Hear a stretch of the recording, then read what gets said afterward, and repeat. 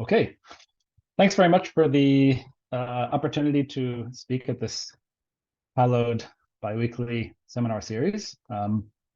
And this will be a talk slash discussion. That, of course, is the assignment.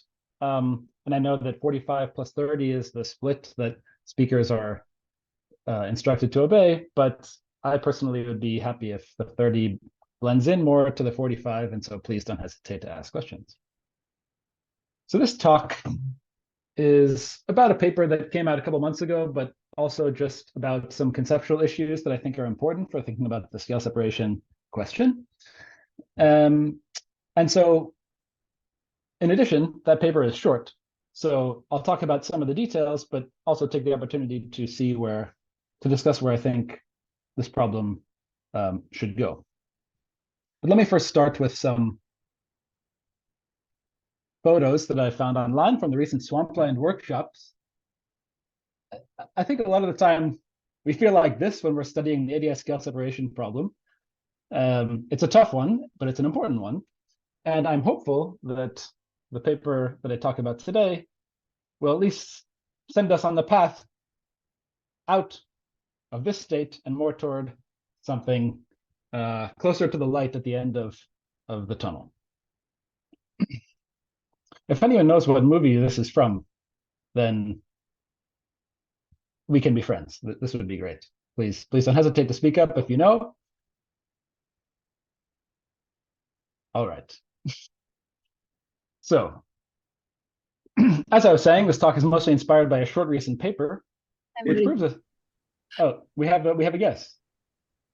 No, I don't have a guess. I want to know what's the movie. Good. The Phantom Tollbooth. Oh, this was a famous book, of course, and they made a movie, and I really enjoyed it as a kid. And it's got a very nice swamp scene. So nice. Yes. Actually, in that very scene, E equals MC squared is uttered. So there's some physics even in the movie. Okay. So this paper is really about a bound on the spectra of 4D superconformal field theories of large central charge. And it's a conformal bootstrap bound in spirit. It relies on axiomatic results about these theories, but it differs from typical bounds by constraining an infinite tower of local operator dimensions in such theories. And as I'll try to motivate, that type of bound is what we need to furnish a bound on AdS scale separation holographically. In the case of what I'll talk about today, it's a bound on possible scale separation for AdS5 backgrounds of semi-classical gravity that preserve half-maximal supersymmetry. And the bound shares a certain likeness to the current best modular bootstrap bound on 2D CFTs in a way that I'll also try to explain. What about AdS5 pure supergravity, the most extreme case of them all? I won't be able to rule that out. This bound is not that strong, but I will be able to constrain the sequence of CFTs that could possibly asymptote to such a theory if it exists. So let me take some minutes to zoom out a bit, actually zoom out a lot. So this is our universe. There's some beautiful large-scale structure here, filaments, walls, voids. And we'd like to know what is the large-scale structure of the space of CFTs in much the same way. Forgetting about constructing individual CFTs or understanding the microscopic details of every single one, or indeed perhaps any one, what can we say about the way theories are distributed in theory space? This is a question that I'm trying to think about these days. And for the sake of the talk and what's to come, it's useful to think about taking some slice through this infinite dimensional space where we plot 1 over C, the central charge, defined in some typical way, say via the stress tensor 2-point function on the x-axis, and something like conformal operator dimensions on the y-axis. In the context of AdS CFT, we're often concerned with the classical limit, where we take a large C limit of some sequence of theories. And if we have some theory that we want to understand, say as motivated by gravity, that might have certain properties like a certain gap or a certain spectrum and so on, then viewed as a CFT problem, it's a question about this sort of asymptotic region of theory space. And we imagine going out to that region via some path through theory space. And normally we don't think too much about the path we take, but this is actually important, I would argue. It's important because a large C CFT is defined not by tuning a parameter of a single CFT, but by taking the asymptotic of a sequence of theories labeled by some parameter n, where as n becomes large, C also becomes large. In familiar Lagrangian context, n, of course, is the rank of a gauge group, or something along those lines. Perhaps it's the rank of a global symmetry group. But generally, this is some abstract notion that I am insisting we think about because in various controlled contexts, such as 2D CFT, where we have the C theorem, we know that C cannot depend continuously on continuous parameters.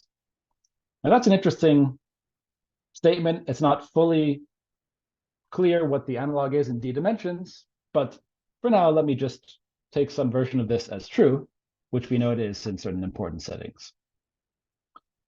And so then we ask, say we have different sequences through theory space, they can have different endpoints. How are the two correlated? To put it a little more concretely, suppose we believe, for example, from the bulk, that there are some large C CFT defined in this asymptotic sense, with a certain gap in its spectrum of local operators as we take C large. Does it matter how you approach large C to get to this theory? In other words, might this gap only be possible for certain discrete sequences of CFTs that extend to asymptotic infinity and not others? The answer in general is yes.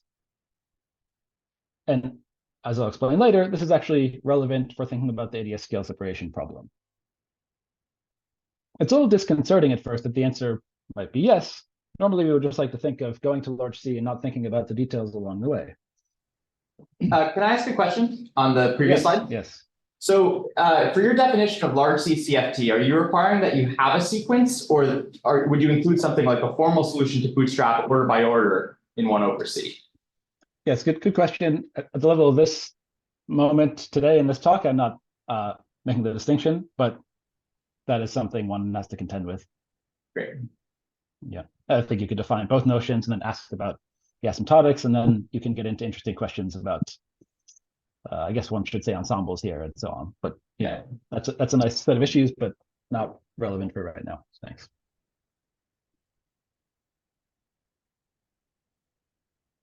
Okay, so this is actually more familiar than it might seem.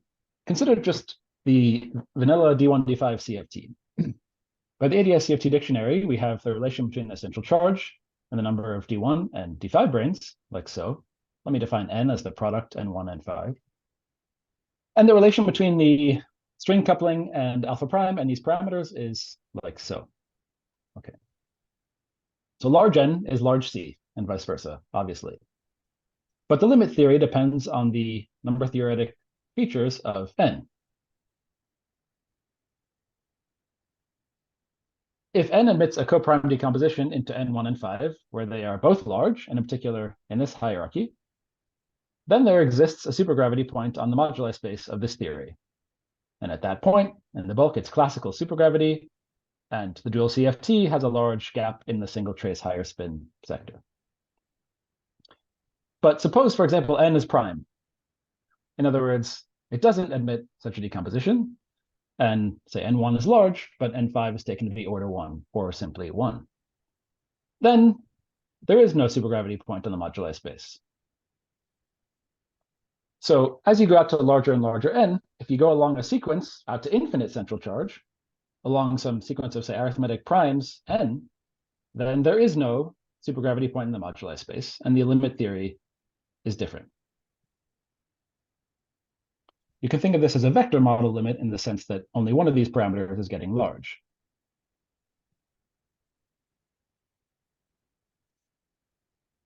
There are lots of examples like this in CFT, and I think it's an interesting challenge to understand this kind of motion in theory space. But today, I'll be working in a more restricted setting that of 4D n equals 2 as CFTs, where there's a label that we can use for these sequences, and we can study properties of large central charge limits of such sequences. And the resulting spectral bounds will depend on the asymptotic growth rate of the central charge as a function of this label. And the implications for the bulk are interesting.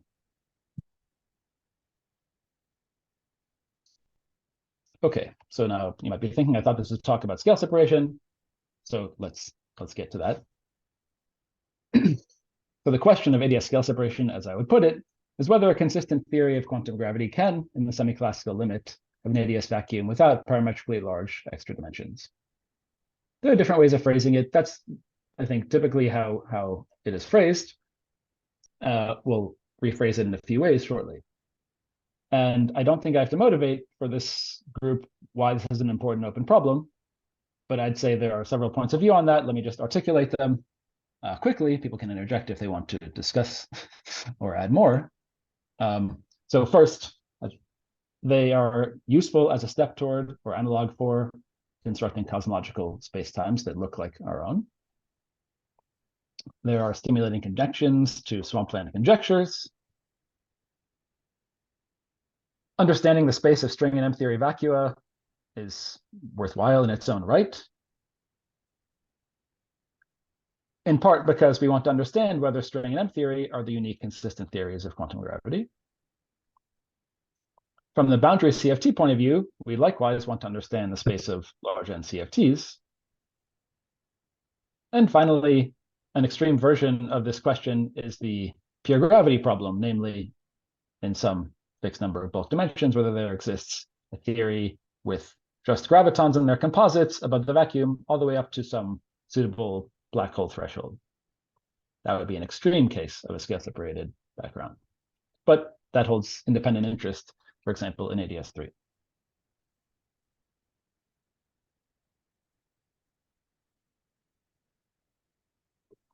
Now, it's not presently possible to solve this problem constructively in quantum gravity because, well, we just don't know enough about quantum gravity in absolute terms.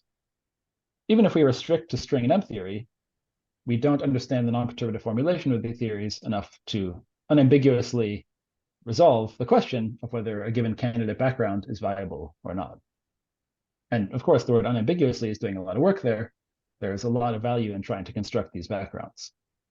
But if we want to settle it in the abstract sense, then we need some alternative approaches to just trying to construct backgrounds. There are different approaches. The swampland approach, of course, is one of them.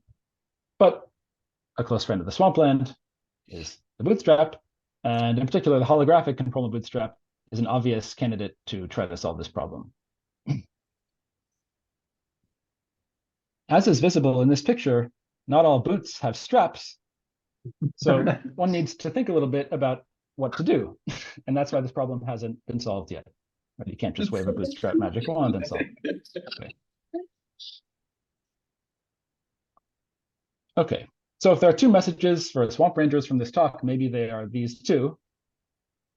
If we want to answer this question definitively, we should start with the case with extended supersymmetry. That case is still open. It's less like our universe, but here we're in the realm of formally trying to answer this question, and there's more control when you have more supersymmetry.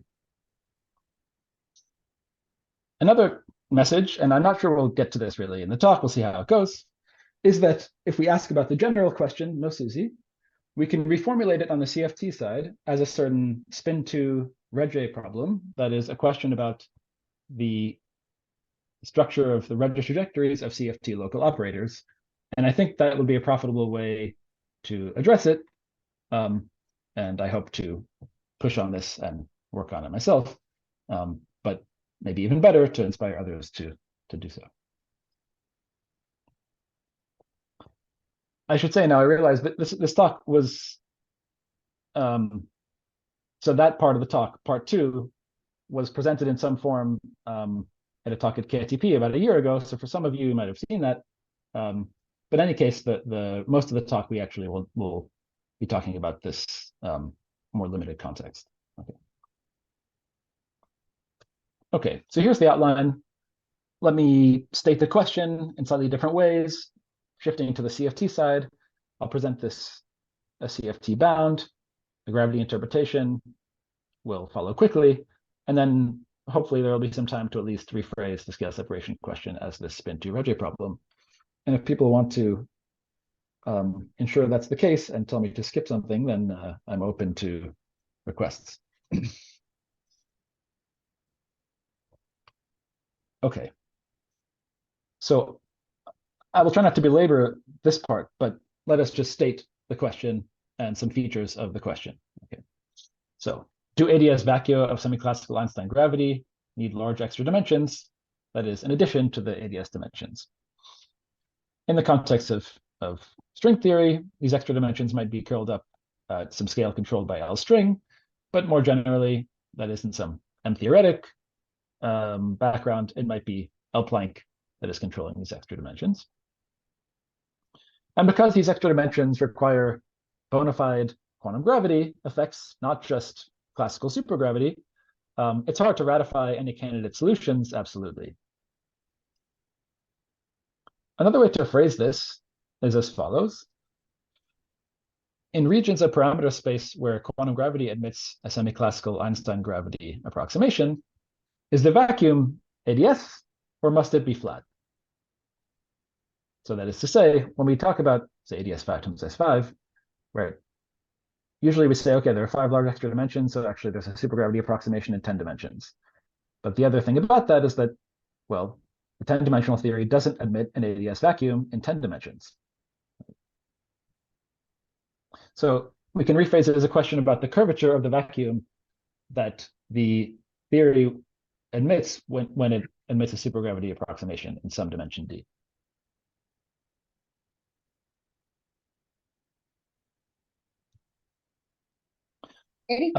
Yeah. Sure. Hi. Can I ask? So there was this solution by Tomasiello and Bruno De Luca, where they have a top-down scale separated AdS. The thing is that it's not supersymmetric, and the reason why the extra dimensions are small is because there's like a Casimir energy, which is what's running the show. So I'm guessing that you're really asking about supersymmetric solutions for all of this, right? It's an important ingredient.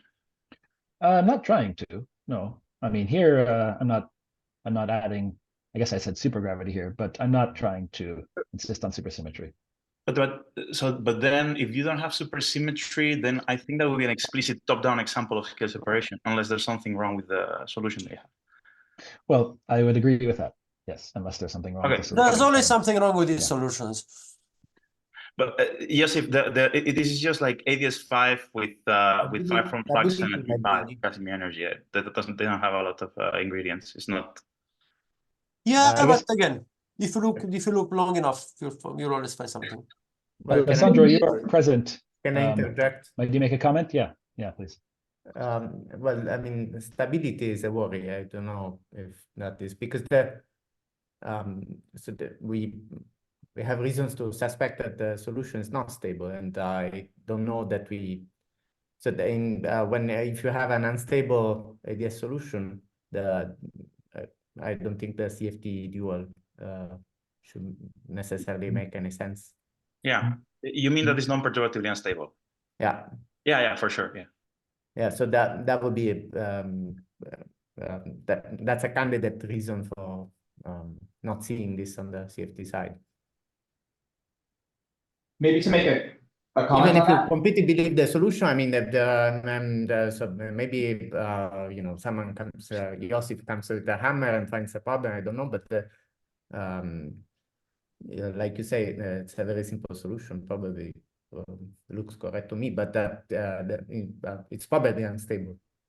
No, the solutions are correct. I mean, it's solutions, of course. I mean, but they have instabilities. They have non-perturbative objects. Yeah. So So the solution is kosher, of course. Don't have any I never said. Yeah, so we would have made a bigger fuss if we had been convinced that this was stable, but I think it is unstable. So. Well, but since the instability is non-perturbative, that means that there's no CFT dual, but that's a question of whether you have a bulk solution, which for a while is there and scale separated. I think it's fine. So yeah, I don't know if I don't know that any CFT dual has ever been proposed to an unstable solution perturbatively or non-perturbatively unstable. I don't No, know. I don't think there's a CFT dual to this, but that doesn't mean that the ADS doesn't Stupid exist. question, why not? I mean, sorry, just my Yeah, but ignorance. Eric is talking about CFTs. That's all I'm saying. I will soon. Yes, it's true that Eric this would like to discussion. talk about No, this is a worthy discussion. Hey, can I I think, ask yeah. it, from now on, you are always going to restrict to AdS vacua with semi-classical Einstein gravity in the sense that you have the large gap, or is not a necessary Yes. question? Yeah, how important is to have the large gap? That's important, but sorry, but it's also self-fulfilling in that if there's not a large gap, then it's not, then you expect it not to be scale separated. I say expected because certainly in any string construction it wouldn't be, because you would have only order one splittings amongst all the higher spin states, so that would do it. For sure, like you don't have like just the lower dimensional AdS description. I was wondering if from the CFT, I mean, when you address the question from the CFT, if it matters a lot or not, whether you have the large gap in the sense that you still have a condition in terms of the extra dimensions being large. Mhm. You have low lying higher spin fields. I think in certain settings you could derive a bound which would constrain scale separation independent of the gap. In fact, the one I'll present is not gap dependent, but the one we really want would be in CFTs with large gap, because the question in the bulk is most well posed in the Einstein regime. Yeah. And Maybe to just Okay. make a comment on the previous discussion about the vacuum that Miguel was talking about. My impression is that these would decay via bubble of nothing, right? Because there are things like toroidal compactifications with some Tn, and it looks like to me like they would decay via bubble of nothing. Yeah. Thanks. or a bubble of something.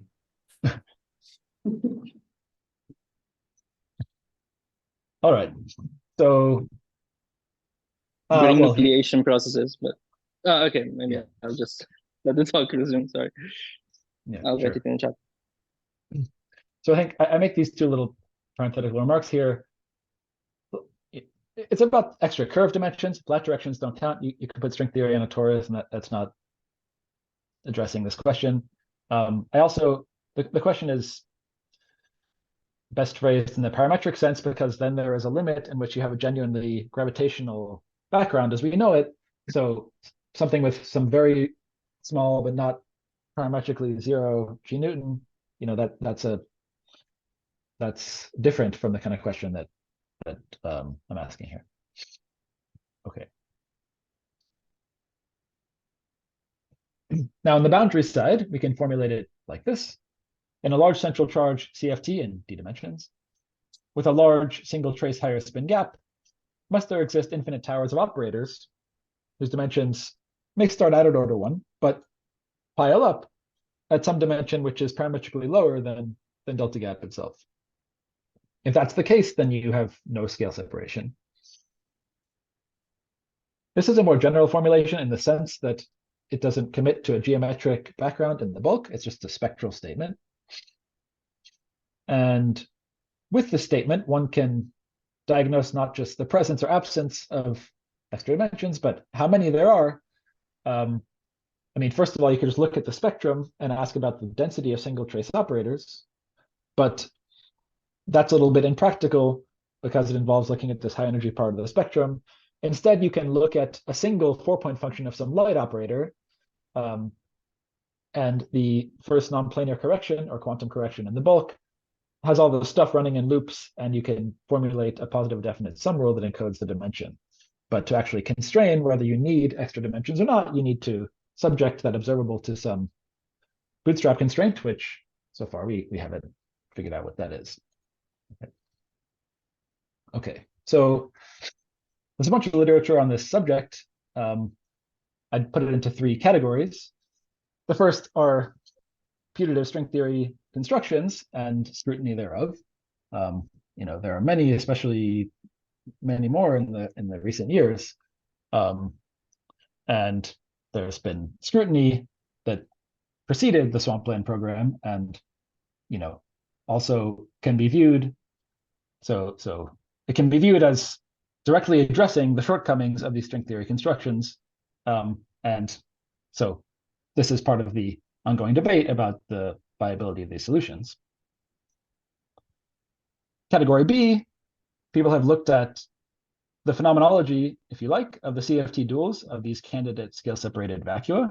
There were some older papers, but more recently, some nice newer papers that observed some sort of, at first, peculiar-looking patterns in conformal dimensions and tried to identify certain underlying special properties of these backgrounds, such as shift symmetries with the bulk Lagrangians that were responsible for these.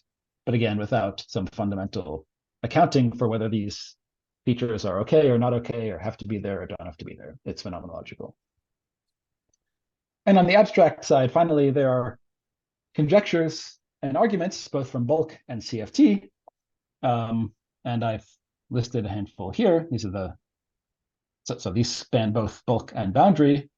Some of these are based on swampland conjectures that are then leveraged to address scale separation. Some of them are conjectures of their own, and then there are various arguments of different kinds.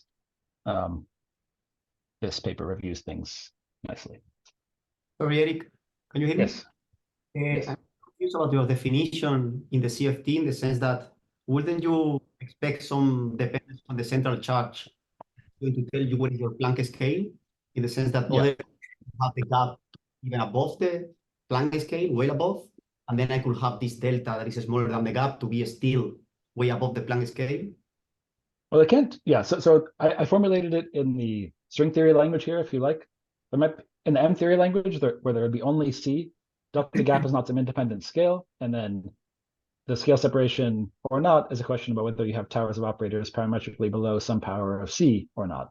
So wherever you see delta gap, you would just replace it by some power of C. But yeah, I agree. This is meant to include that, but read literally, it's slightly less general than what you said. Yeah.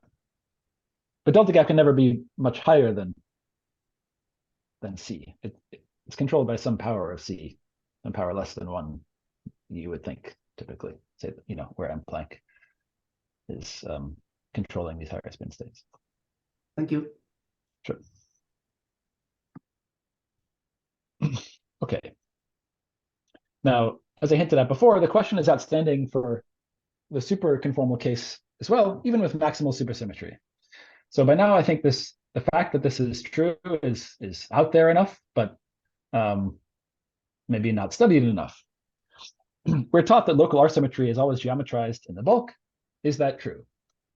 So to put it in the AdS5 context, does there exist a maximally supersymmetric pure AdS5 vacuum of quantum gravity without the S5, so to speak? We don't know the answer to this question definitively. There have been arguments for and against. So over here, there was a non-perturbative bootstrap inspired paper arguing for this possibility.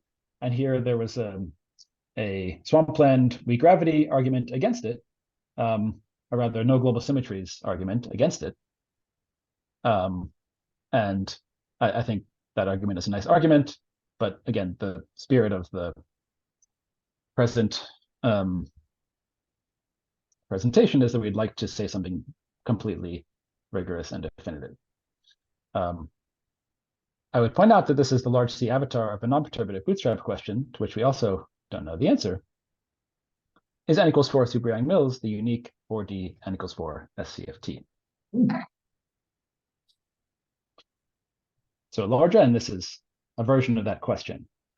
That theory, if it exists, this exotic n equals 4 theory, has some conformal manifold because the exactly marginal operators in the stress tensor multiplet. So if it's a local n equals 4 theory, it has this conformal manifold, but couldn't have a weakly coupled region. That must somehow get cut off metrically on the conformal manifolds. Otherwise, it would just be the super Yang-Mills theory. So it's an interesting possibility.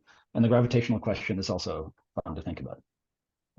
So I think we should really try to answer this question like once and for all. And I won't do that today, but we should. Okay, so much for the kind of introduction to the question and the way I see it. Are there questions about that?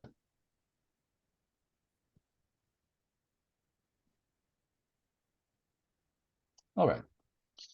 So there's reason for optimism. Let me present an analogous setting where scale separation has actually been rigorously constrained, if not ruled out. The setting is a geometric one. It's about the spectra of Laplacians on Einstein manifolds. A paper from 2020 by Bonifacio and Hinterbichler proved the following result. Consider n-dimensional closed Einstein manifolds without boundary and with positive scalar curvature.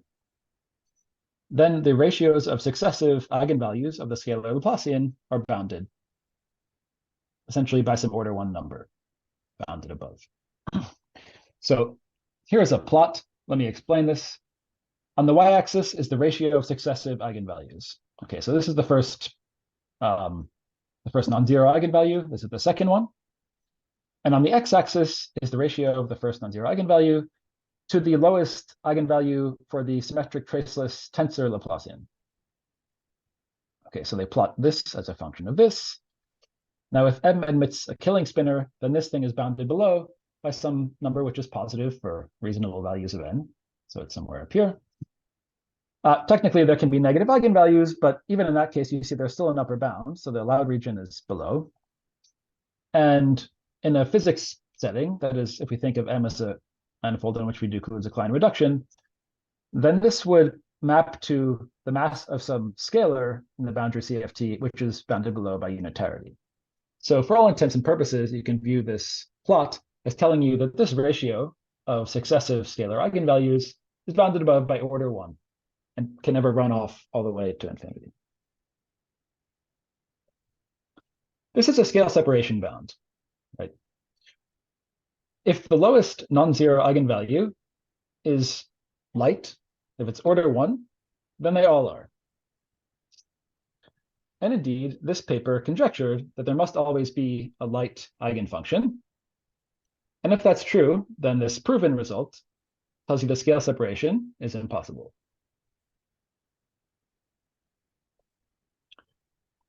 To put it in the holographic context, if we think of M as part of an AdS times M vacuum of quantum gravity, then the scalar Laplacian is giving you the spectrum of spin 2 operators in the boundary CFT.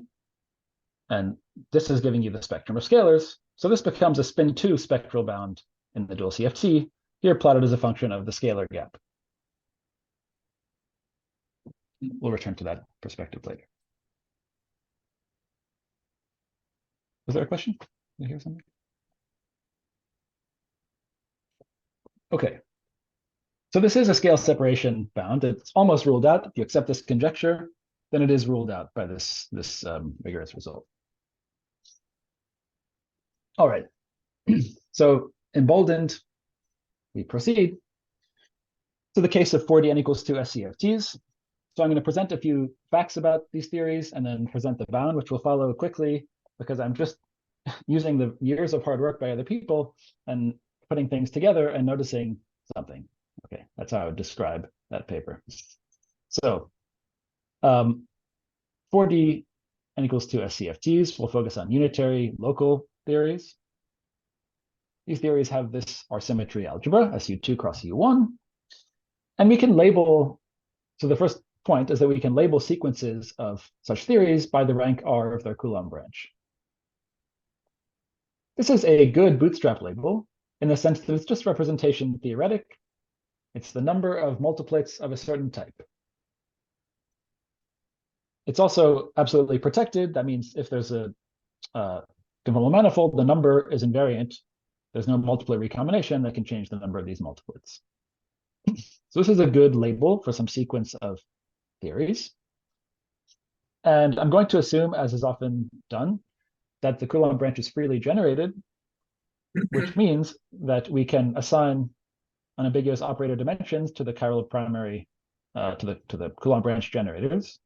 And these dimensions just are equal to the R charge, which by unitarity bounded below by 1. So what do we know about these operators?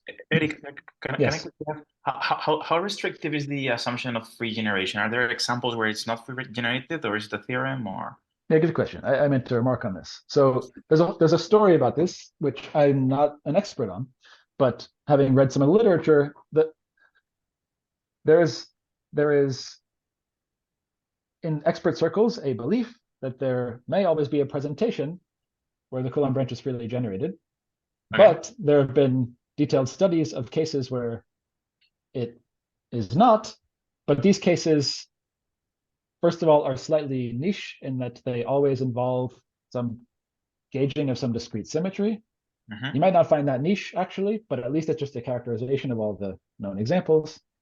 And it's also been observed that all theories that have a non-freely generated Coulomb branch flow to one another under RG. So it's like a closed RG subsector. And so in that sense, you can study some huge swath of the even huger space of n equals 2 theories while forgetting about these. But at the most abstract level of n equals 2 superconformalology, it must be said that question is still somewhat open and is, I think, still investigated in some corners. Okay, thanks. Sure. Okay. So Bound's going to follow quickly once I recall these results of other people's hard work. Okay. So what do we need? First, we need a central charge formula. Actually, we need less than what is available. We need the so-called Shapiro-Tachikawa formula, which is a formula for the difference of 2a and c. Okay. 2a minus c is the sum of all of the Coulomb branch generator dimensions over 2 minus the rank over 4. This was derived by Shapiro and Tachikawa under certain assumptions about there being a Lagrangian point on the moduli space. But the more recent works, leading to in particular some paper by Maratone, prove this more generally without this kind of assumption. And moreover, has a formula for A and C independently. But for what I'm going to say today, I just need this difference because I'm interested in scaling. And if I combine that with the old Hoffman-Maldacena conformal collider bound, that's good enough. So to keep things simple, we just take this set of inequalities and this equality. Okay. So in other words, given some value of A over C, the sum of Coulomb branch operator dimensions fixes the central charges.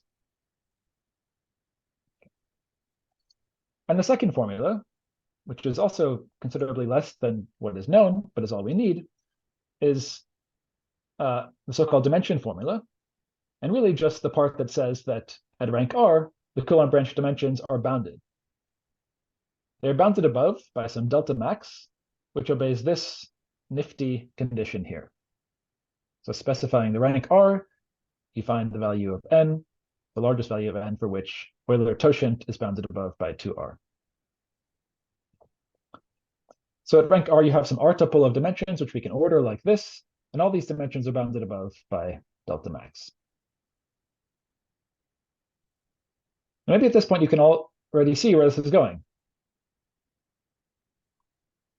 All the dimensions are bounded, and the dimensions fix the central charge.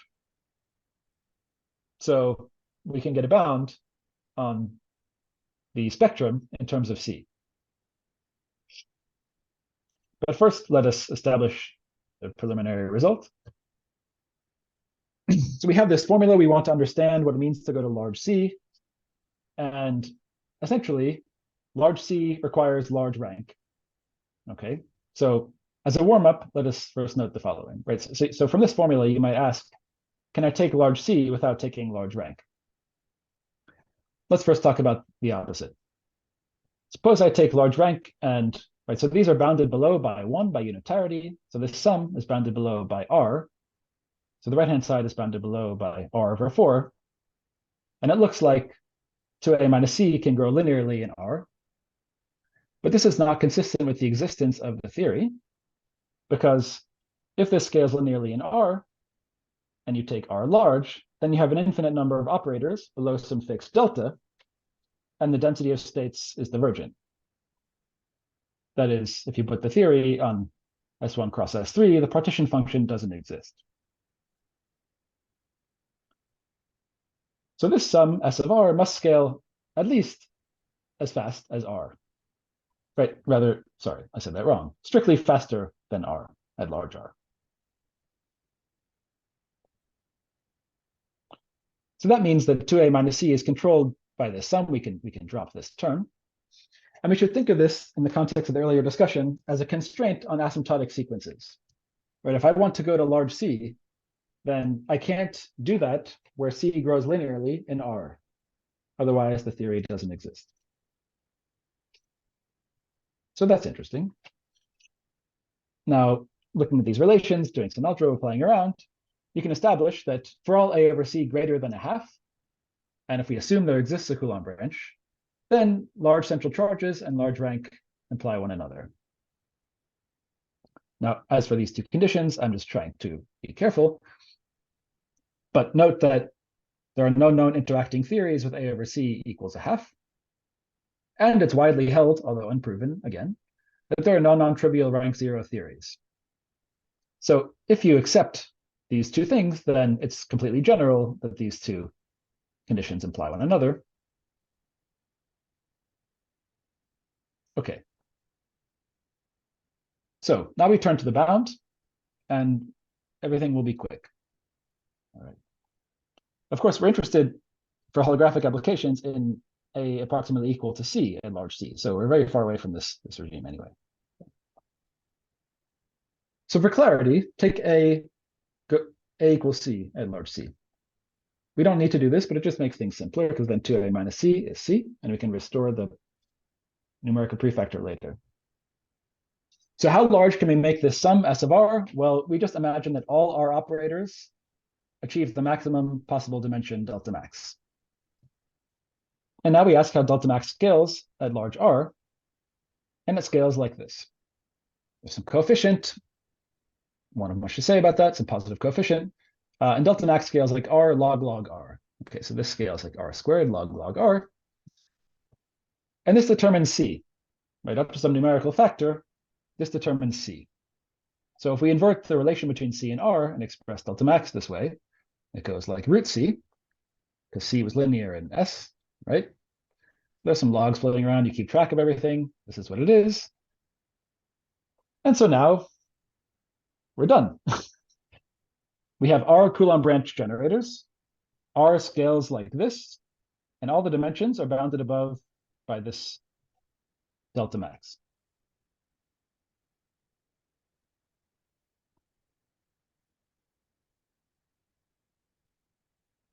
So if we drop the logs and the prefactors and just what is the informal take-home message?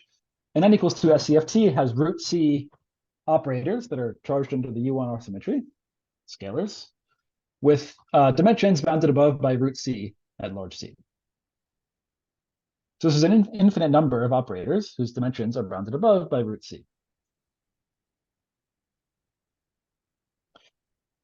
The generalization to generic A and C is immediate. You just use Hoffman-Maldacena, and there's a numerical prefactor where 2A minus C, A and C just differ by the ratio, so it's just some order 1 number, and you get the same type of bound, right? The scaling is, of course, the same. So this is not unique to the Einstein sector. It's more general than that, for better or worse.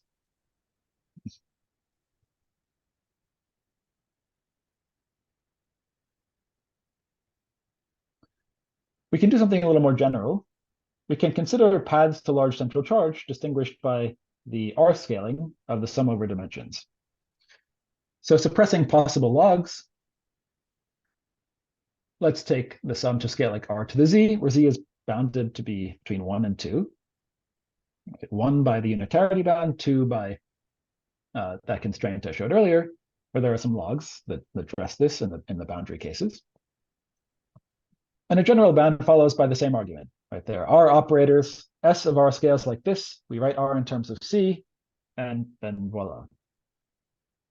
So for central charge scaling, like r to the z, where z is between 1 and 2, up to logs, there are c to the 1 over z operators, whose dimensions are bounded above by c to the 1 minus 1 over z. It's useful to have a picture in mind here, I think. So if we take the sum of dimensions to scale like r to the z, then the extremal spectrum is just putting all r dimensions at dimension r to the z minus 1, up to subleading corrections that are little o of r. Right? If you can have some operators up here, but the number of them must scale strictly less than r. Otherwise, you would violate this scaling.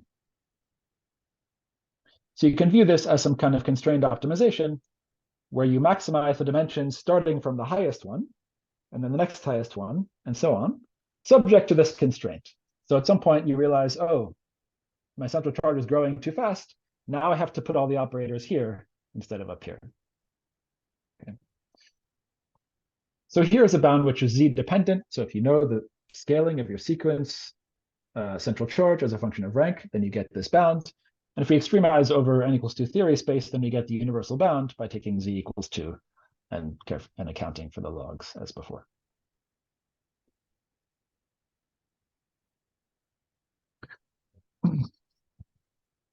Okay. So here's the result. Let me make some comments. Locality, obviously, and also unitarity were crucial. This applies to string and M-theoretic SCFTs. That is, regardless of whether at large C, there's some independent scale delta gap. And this is built in, there's some mutual compatibility between, in this dimensions formula, but you have central charges, which in SCFTs and 4D are known to be independent of moduli. And those are equal to these Coulomb branch dimensions, which also moduli independent being protected operators. You might have wanted a bound which was sensitive to the scale delta gap, but in any case, it's a universal bound that applies across all of n equals 2 theory space. And I would point out that we haven't made use of all constraints. So much more is known about those dimensions than what I said. There's this maximum, but all the dimensions must be rationals drawn from basically a set where, so if you have m over n or n over m, where m and n are co-prime, and they are both bounded above by this Toshin constraint, that's the full set of dimensions. And it's not known at large rank what r-tuples are allowed from among this set of dimensions. So there's an interesting open problem, which is to study r-tuples at large R and ask what is really the extremal S of R, the extremal set of dimensions at some given rank as you go out to large rank. And we know, in fact, that there are some more subtle constraints which one needs to take into account. And what I did is just ignoring those. This paper here is a nice example of the combination of Coulomb branch physics with Higgs branch physics to perform some taxonomic classification of the 4D n equals 2 theory space.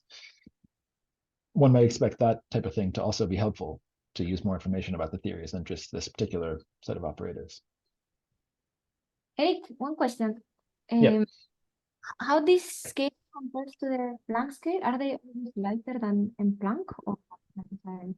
No, they are not. And so in that sense, the bound is weak. Let us now proceed to that. Mm-hmm. Okay. So what is the gravity interpretation? It's really just a translation using the AdS CFT dictionary. But to think about the physics, let's just say a word about the bulk spectrum. In AdS D plus 1, at least in D greater than 2, there's a parametric separation between small and large black hole thresholds, because the scaling between C and M Planck is this.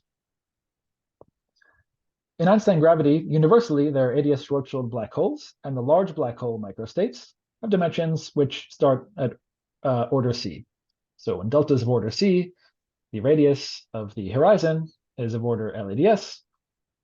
And below that, we can call this the small black hole regime, where we know there are small black hole microstates starting at the species scale, which may be M Planck of the D plus 1 dimensional theory. It may be less.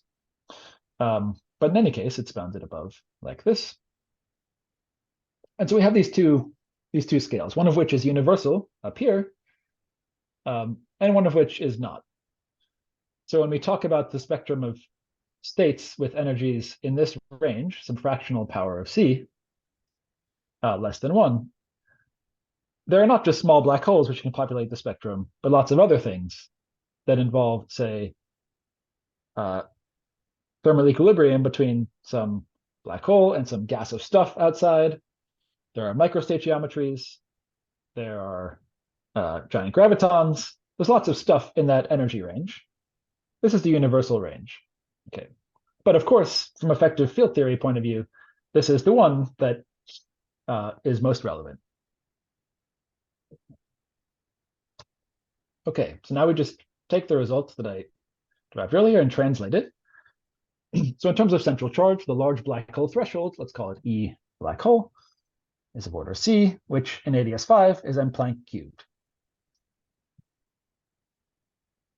Our result is that there must exist an infinite tower of U1 charged scalar states by I, with energies that are parametrically below the large black hole threshold.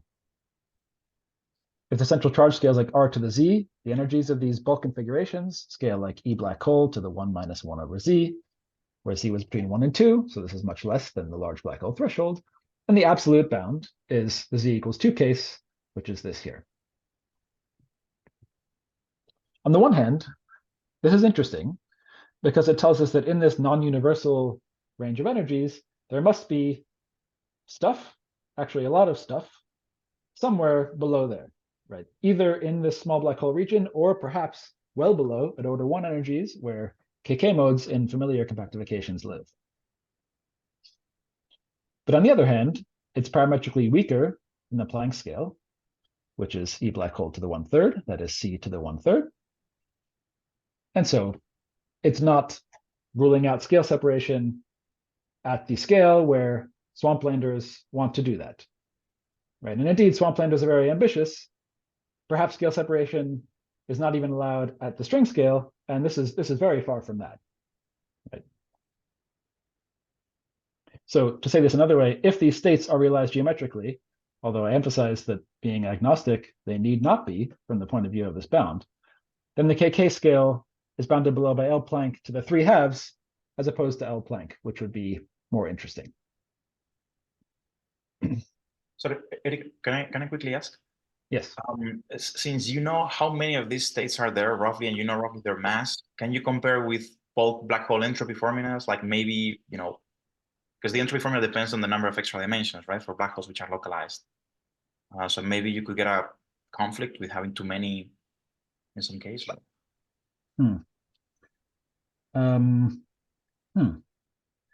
I think unless you're really right at where the small black holes turn on, then the density of states would grow exponentially, whereas this is just some power law. So really, I guess the only possible match could be right at the bottom of the threshold. But yeah, I'm not sure there's something to do there, but I haven't thought a ton about that. Yeah, thanks for the question. Could I also ask a bit related to Miguel's question, actually? So the bound you give, this is just sort of the upper bound on the weights of these states, right? You might think that in an actual SCFT, they're distributed more in a different way. So maybe some of them are lighter. So to say that these states are small black holes, right? They could be much lighter. In fact, maybe you expect them to be much lighter. Yeah. I'm completely agnostic about what they are in the bulk because I don't know where their energies are. They're just bounded above by this scale, which scales with C. But yeah, in known controlled examples, they are well below and go all the way up to the small black hole scale. But yeah, there are many possibilities. If we just look at like across known compactifications, what types of states are there at energies below, and Planck to the 3/2. There are lots of types of states, and so I have nothing more to say about what the bulk manifestation can be. Yeah.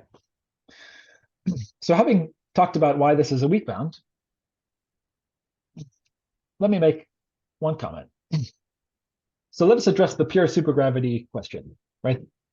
That is the statement that, so the pure AdS5 pure supergravity is a would-be theory, which would have no states except supergravitons and their composites, all the way up to some threshold. Now, it requires some care to talk about what pure supergravity or pure gravity in higher dimensions ought to mean. But the reasonable definition from effective field theory is that there should be nothing except supergravitons or gravitons up to order m Planck. That's what controls the derivative expansion in a theory with a sparse spectrum like that. So that's what the effective field theorist would call pure gravity. So let's use that definition, despite the non-universality in this regime of energies well below the large black hole threshold. And if we do that, then we can constrain the dual CFT to a would-be pure supergravity theory. That is, this value of z must be greater than 3/2. If z is less than 3/2, then there must be states parametrically below m Planck.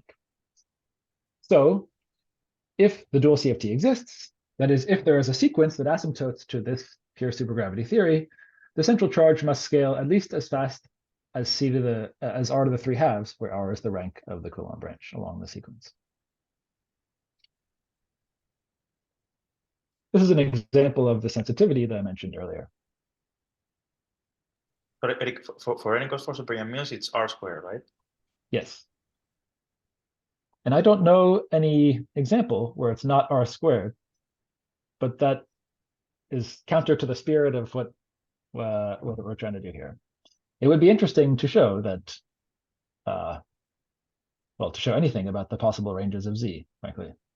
In 3 dimensions, you can, right? You can have 3/2. In 3 dimensions. It's like AVGN. Oh, yes, but Yeah. Yeah, that's a different setting, but yeah, you can. You mentioned 3 dimensions, and you didn't mean AdS3, but now I'm going to talk about that. So there's some analogy to be drawn with the modular bootstrap in 2D CFT. Whether this is instructive or not is a matter of taste, but I like it. So the current best modular bootstrap bound says the following. In a unitary 2D CFT with a normalizable vacuum state, the gap to the next Virasoro primary operator is bounded above at large C by approximately C over 9.1, a number extracted from numerics. This is not believed to be optimal, and gravity suggests that maybe it should be C over 12, although you don't really know what the optimal bound is. So in AdS3 CFT2, where the central charge is proportional to m Planck, which is important, you can think of this bound as being halfway between the small black hole threshold, that is where the massless BTZ sits, and the large black hole threshold in the sense of thermodynamic universality. I say thermodynamic because, according to this argument of Hartmann-Keller-Stoica, above dimension C over 6, that's where Carty is the universal formula for the density of states up to subleading corrections. But geometrically large black holes live already down here. So I'm using the kind of generous way of thinking about universality in AdS3. And in that sense, this bound is halfway between the large and small black hole thresholds. Now let's compare our 4D n equals 2 bound. The parametrics are different, but in some sense, our bound is also halfway between the small and large black hole thresholds. And I don't think either bound is optimal, and it would be nice to improve both of them. This is the sense in which I think, even if you feel the bound is weak from the scale separation point of view, that it's still interesting in the sense that anytime you can derive a universal bound on the spectra of CFTs, that's useful. So gravitationally, we'd like to do better. Scale separation-wise, we definitely like to do better, but here's one sense in which it's valuable.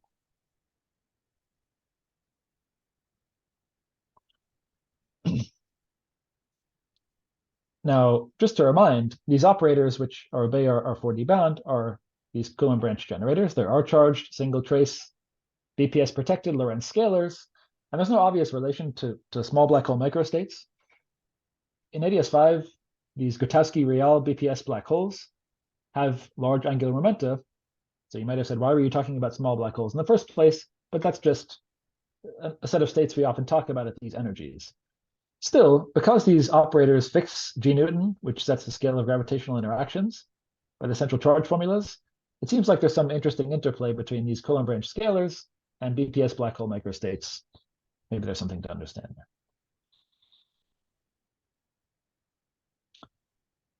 there.